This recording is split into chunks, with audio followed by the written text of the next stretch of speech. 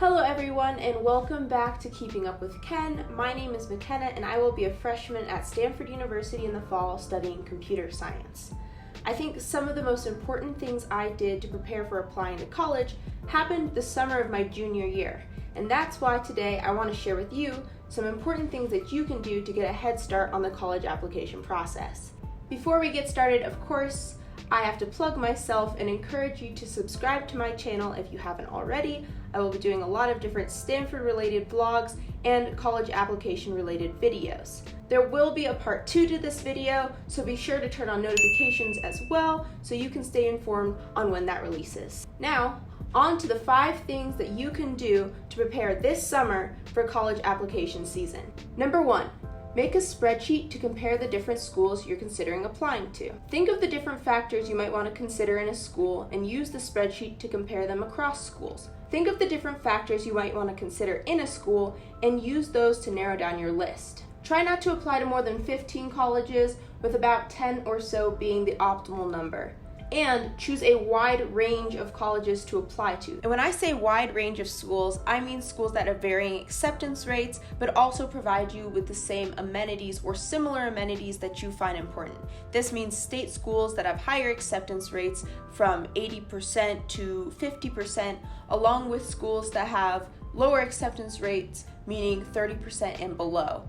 Don't just apply to schools like Stanford and Harvard. That is integral. You can't do that. It will pain you if you end up finding out that you're not going to college because you only applied to schools that have 5% acceptance rates and you were a part of the 95% that didn't make the cut.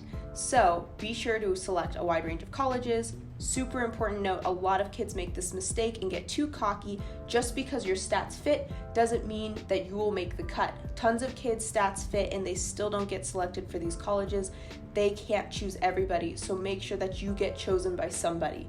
And make sure that the schools you're applying to fit your stats. So when you go and research schools, a great tool to use is the common data set. Every school in the United States is required to provide people with a common data set, and on there you can see how people with your stats, being GPA, SAT, ACT, got in and fared in the admissions process at those schools.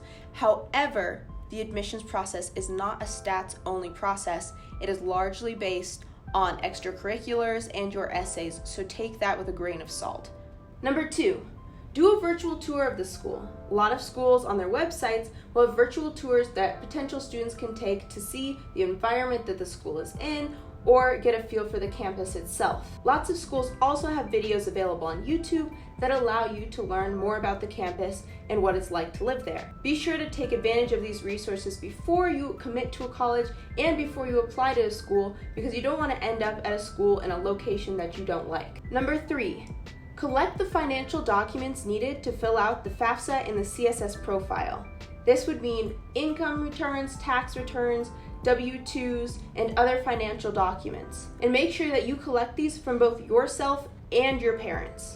Number 4, research potential majors and compare them between schools. Use your current interests as a guide for what majors you may find interesting, and look into classes that students in those majors take at each university. It's also super important to see how different schools teach each major. For example, Stanford teaches computer science in an applied manner, meaning more real-world examples and project-based learning. But Harvard teaches that same major in a theoretical sense, meaning less projects and less real-world application. And lastly, number 5, make a Common App account. This is so important to do early because it allows you to pre-screen the questions that are going to be on the application and be able to brainstorm your answers for each of the sections. It's best to prepare ahead of time for the common application, not just the essays, but also the different categories that are located on the application, including extracurriculars, awards, and the additional information section, which you can utilize greatly on the application if you prepare. Doing this will help you mentally prepare for when the actual application opens August 1st. So make sure that you know ahead of time what the questions are on the application and how you'd like to fill them out. This means selecting extracurricular activities that you do and choosing which ones you'd like to rank on your list, meaning the first one you put is the most important and the last one you put is the least important. This also goes for your awards and other activities that you do. It's also super important to utilize the additional information section. I think I'll do a whole video on that, but you can use those 650 words for almost anything, and every student should take advantage of those 650 words. So think of things that you might want to put in the additional information section that may be left out of the rest of the application.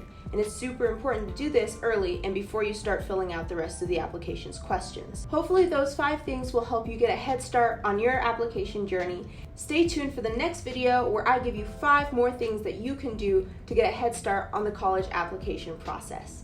Thank you for watching, and I'll see you next time.